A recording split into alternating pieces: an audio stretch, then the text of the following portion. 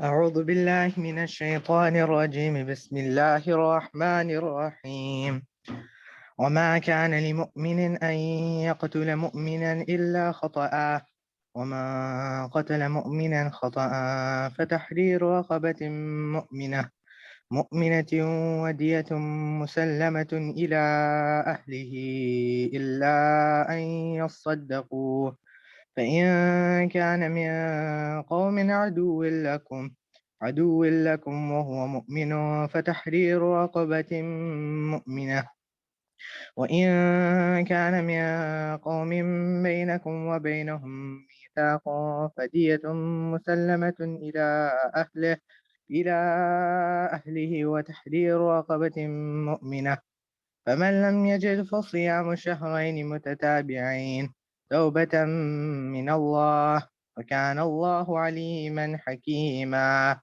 ومن يقتل مؤمنا متعمدا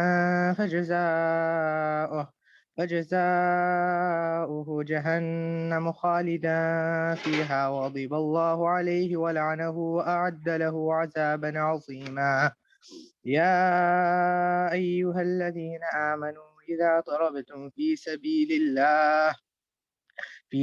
الله فتبينوا ولا تقولوا لمن ألقى إليكم السلام لست مؤمنا تبتغون عرض الحياة الدنيا فعند الله مغانم كثيرة كذلك كنتم من قبل فمن الله عليكم فتبينوا إن الله كان بما تعملون خبيرا لا يستوي القاعدون من المؤمنين غير أولي الضرر والمجاهدون في سبيل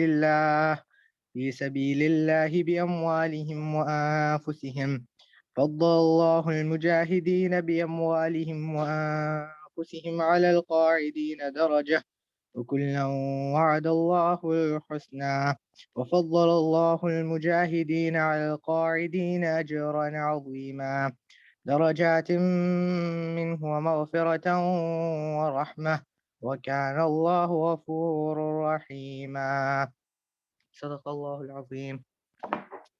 صدق الله العلي العظيم. أعوذ بالله من الشيطان الرجيم بسم الله الرحمن الرحيم. So the chapter Ali Baba just read, Allah gave him jaza for that, very beautiful recitation. So the topic here is the blood money.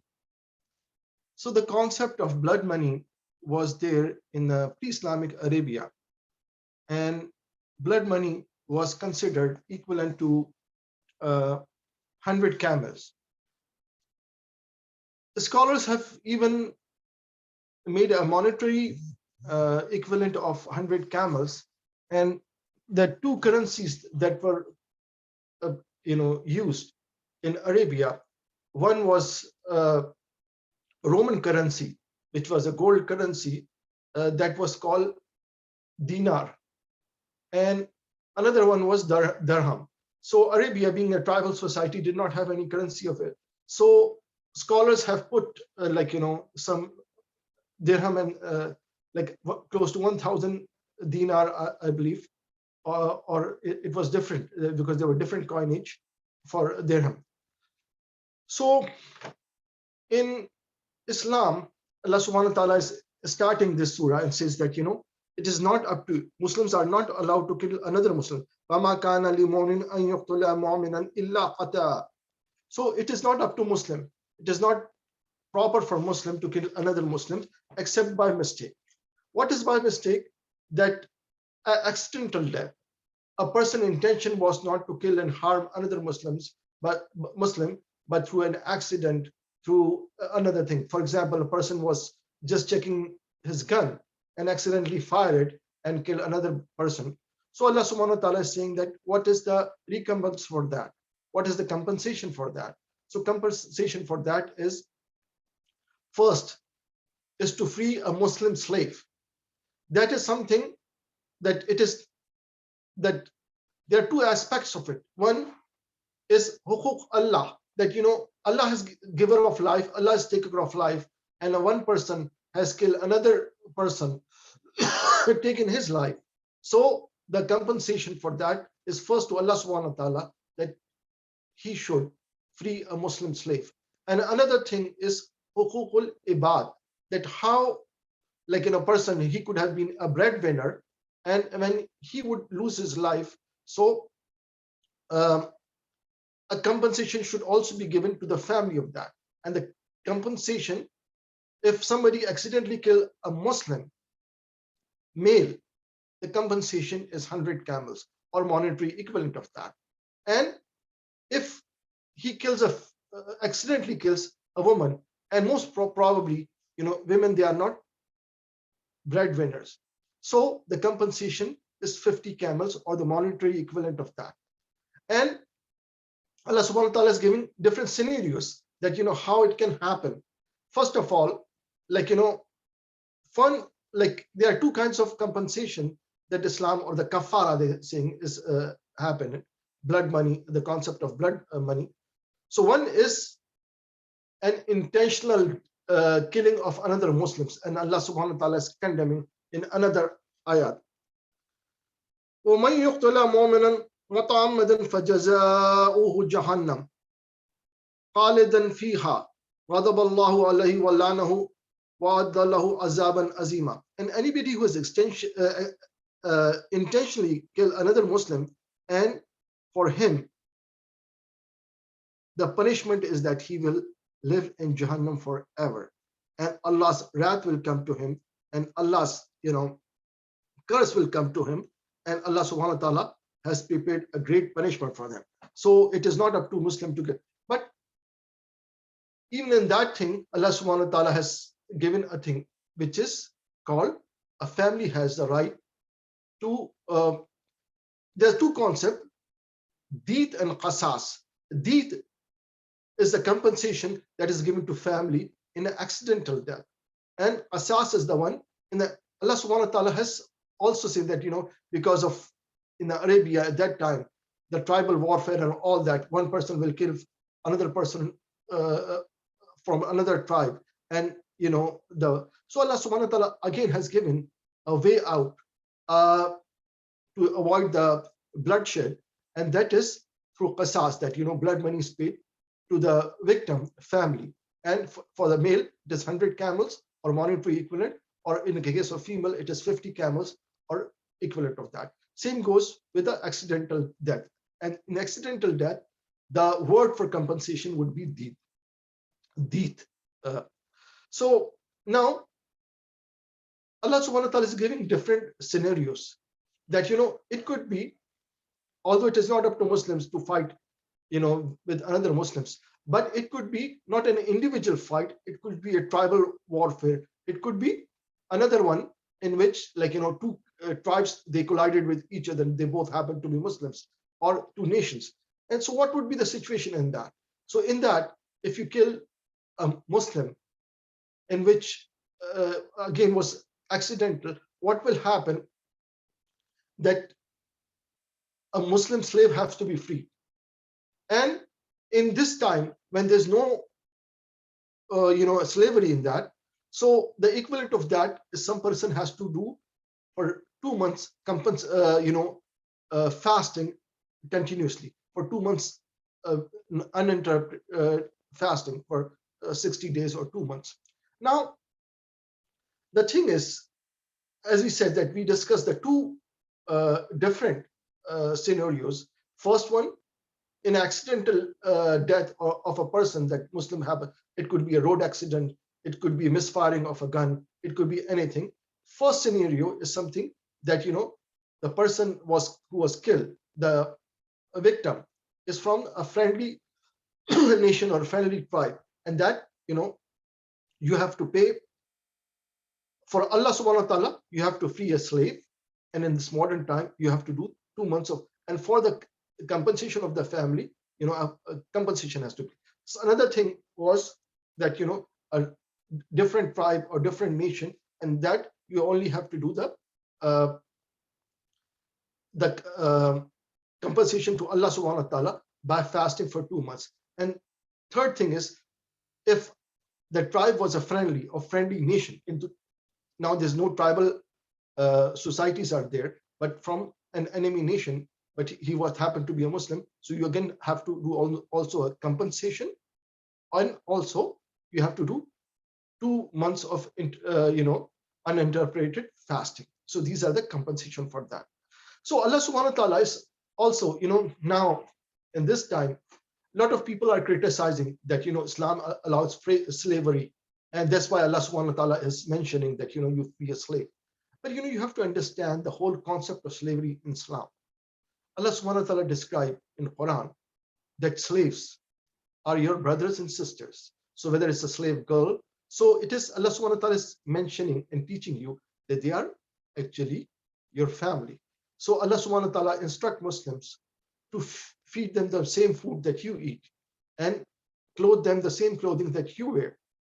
So anybody who's living in your home, and Allah subhanahu wa ta'ala also forbade a Muslim to put too much burden on the slave, and says that, do not put a labor burden on them.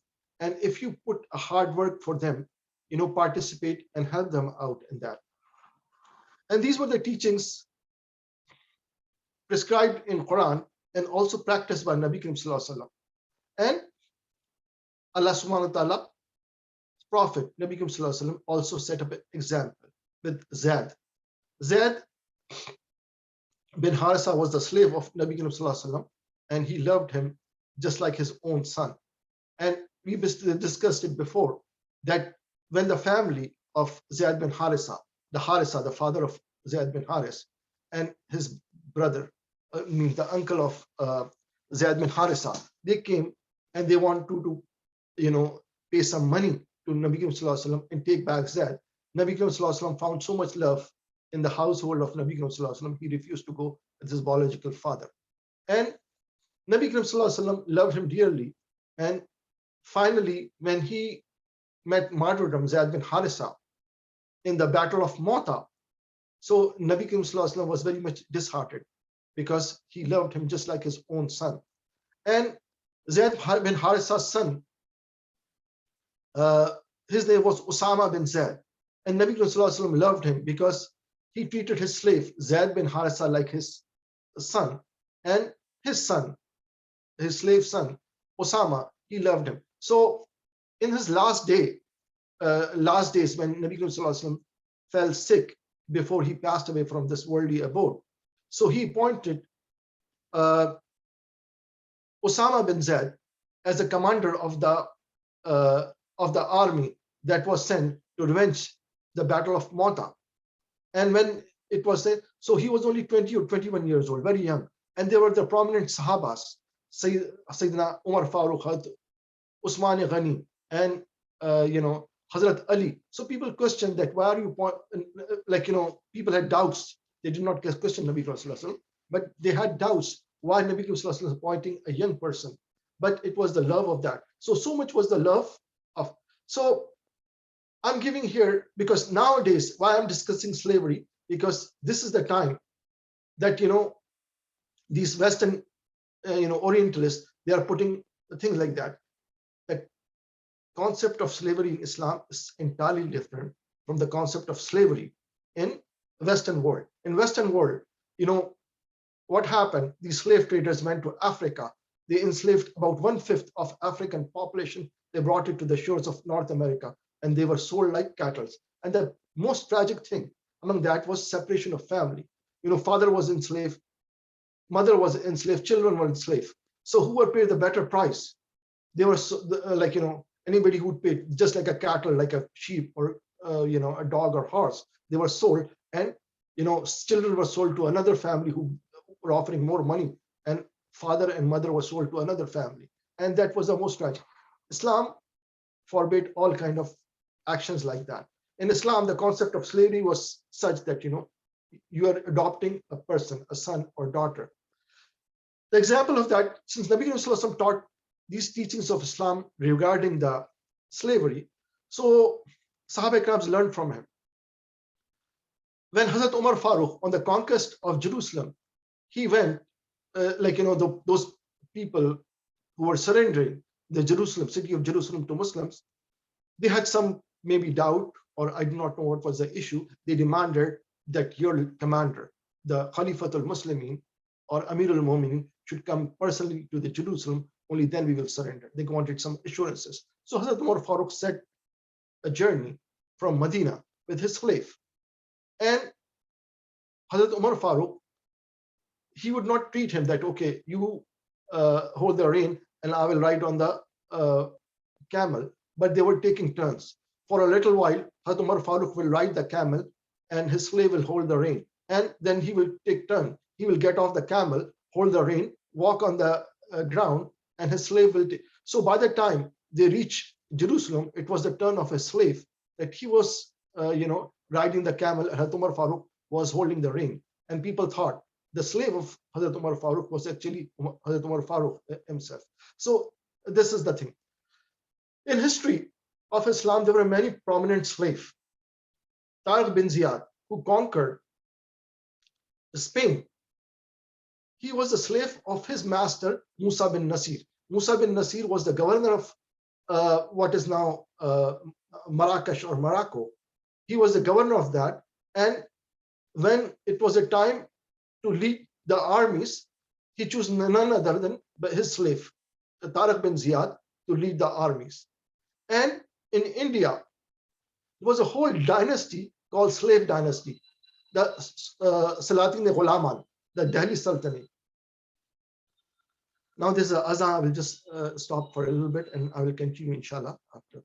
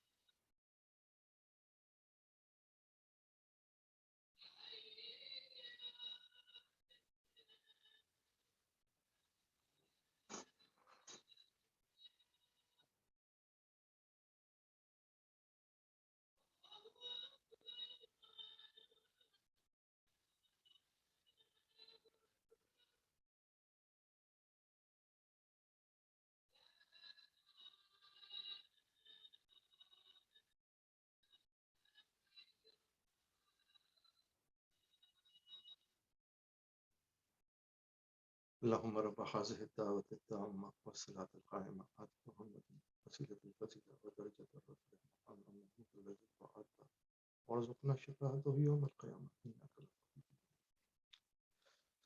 Bismillah ar-Rahman ar-Rahim. So we were talking about, here it stemmed from the fact that, what is the compensation for accidentally killing a fellow Muslim? And one of them, for Allah subhanahu wa ta'ala, he has to free a Muslim slave. And when he free a Muslim slave, that is, a compensation toward Allah subhanahu wa ta'ala, a repentance toward Allah subhanahu wa ta'ala for killing a fellow Muslim. And if he doesn't have that financial capability to do that, he has to fast for 60 days. But we are also talking that, an ayahs like that, in which like that. So these Orientalists are picking on that. But, we said that, in concept of slavery in Islam is totally different what Western countries practice by enslaving African people. And they enslave about 1/5 of African population and brought to America. In India, there was another king. He was actually slave, Malik Ambar. Malik Ambar was actually a slave, an African slave brought from Africa. And his master, being a Muslim sultan, he treated him so well. And after him, he became the king. So he's known as Malik Ambar. But, that's one king, not a whole dynasty.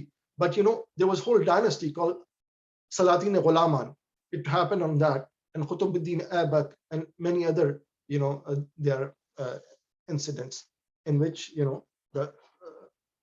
so this is also propagated Islam, because in many slaves who had Muslims had feared that, if they were sold in market and mistreated and, tortured and all that. So Muslims bought slaves, and sometimes they freed them, or sometimes they give them protection by making their family members and loving them like their own family members. And just like the highest position of in a society would be that of king, of a ruler. And we seen that many of them became, but in the other things, many scholars who adopted slaves, they treated him so well, they taught him the scholarly things, Quran, Hadith, and some of them were landowners. They teach them that, how the land should be managed. So this way, those slaves, either they were freed or they inherited what their masters. So this is the concept of slavery in Islam. And now Allah subhanahu wa ta'ala, Ya ayyuhal lazina amanu idha durabtum fi sabilillahi fatabayyanu. So, O Muslims, when you set out for jihad or to fight in the way of Allah subhanahu wa ta'ala, so make a research, or find out, like, there were many people who were claiming themselves to Muslim, and we know that, a deep problem in the earlier Islam and the Madani life was the hypocrites or the munafiqeen. But at the same time, Islam accepts Iman on the face value. Anybody declared that I'm Muslim, I'm a Muslim. You are not allowed to kill somebody, oh, this is munafiq. Because Muslim, anybody who says that I'm a Muslim, he's accepted it. So Nabi Sallallahu Alaihi Wasallam took extra care that, those munafiq, who actually everybody knew, and Nabi Sallallahu Alaihi Wasallam knew that they were munafiqeen. So even the chief of the hypocrites, when their own family say that we will slay them, Nabi Sallallahu Alaihi Wasallam strictly forbade that, do not do that, because that could set a precedent for, other people that say, if they have some differences with fellow Muslims, they say, oh, this is munafiq, they will go and kill him. So Allah subhanahu wa ta'ala is forbidding them that, if anybody who's declaring their Islam, do not call them, munafiq, and, fight with them. An exception was in after Nabi Sallallahu Alaihi Wasallam passed away, in the tribal confederation that Nabi Sallallahu Alaihi Wasallam said. So all the tribes, they rebel against Islam, the Khilafat. So Hazrat Abu Bakr Siddiq fought them. So they were saying that, we are Muslims. Some of them, they went back to their old ways. Some of them, they change it. Some of them, they say, okay, we are going back to the idol worshipping. Some people say, but those who remain there, they say that, okay, we are Muslims still, but we will not pay zakat. So Hazrat Abu Bakr Siddiq said that there's no compromise in that. So if you refuse to pay zakat, I will come and fight with you. And this is called the Battle of Ridas, in which the three tribes, they were remain loyal to Khilafat of Hazrat Abu Bakr Siddiq, was Quraysh, Ansar, and Saqif. Other than that, the whole Arabian Peninsula, all the tribes and all the they rebel against that, and Hazrat Abu Bakr Siddiq sent armies after armies to subdue that. Among them, some were, hypocrites, some of them, but some of them, they were also openly against the Islam. And one was a tribe in Arabia was called Banu Asad. And the chief of the Banu Asad, his name was Tuliha. So Tuliha, he declared prophethood. And what happened? That Khalid bin Walid went there and fought with him. He was arrested and taken back to Medina. So he asked for forgiveness. And when he asked for forgiveness, so Hazrat Abu Bakr Siddiq asked his council or his shura that what should be done with Tuliha, who had declared that he is prophet, and he was arrested. So he was forgiven. It is these are the Sahabas, they had learned to forgive people and be. So when he asked for forgiveness, he was forgiven. And much later, in the time of Hazrat Umar Farooq, when the war was waged with Persians, so this Tuliha, who had once claimed to be a prophet, when he repented, he fought with such a gallantry that people who absorb him, they say that we have heard the tales of bravery, but even the tales of bravery, they were sort of look like a fairy tale when they saw the bravery of Tuliha. So he was forgiven by Hazrat Abu Bakr Siddiq and his councils, and that he did that. So Allah subhanahu wa ta'ala is further saying that لا يستوي القاعدون من المؤمنين غير للدرائل والمجاهدين في سبيل الله بأموالهم وأنفسهم. So Allah subhanahu wa ta'ala is saying that those people, all the people who have accepted Islam, Allah subhanahu wa ta'ala has prepared a reward for them. But Allah subhanahu wa ta'ala has given that all the Muslims are not equal. Those who are mujahideen, they fought for the glory of Islam, for glory of the name of Allah subhanahu wa ta'ala. They have a special place in Islam. Allah subhanahu wa ta'ala has given them a special status, a special favor, especially those who lay down their life to uphold the Islam. So today's world, we have seen some people who have the wrong concept of jihad. People think that killing innocent people or wrapping explosive around their body and killing themselves, and this is not jihad. This is terrorism, and this is all. Jihad is a very noble thing. Jihad is for the glory of Allah subhanahu wa ta'ala. Jihad is only for the pleasure of Allah subhanahu wa ta'ala. When oppressed people, they are being oppressed, the helpless people, and you take up the arms and fight that tyranny, this is jihad. So Allah subhanahu wa ta'ala is saying that there's a special darajatum minhu wa maghfiratun wa rahma wa kana Allahi ghafurur rahima. And those people who take up their arm and fight against tyranny and injustice for the sake of Allah subhanahu wa ta'ala, Allah subhanahu wa ta'ala has given them bestowed them special ranks, and Allah subhanahu wa ta'ala will forgive their sins and grant them special mercy, and Allah is oft forgiving, most merciful. So Jazakallah khair, we will stop here, and if there's any comment or any questions, I will answer that.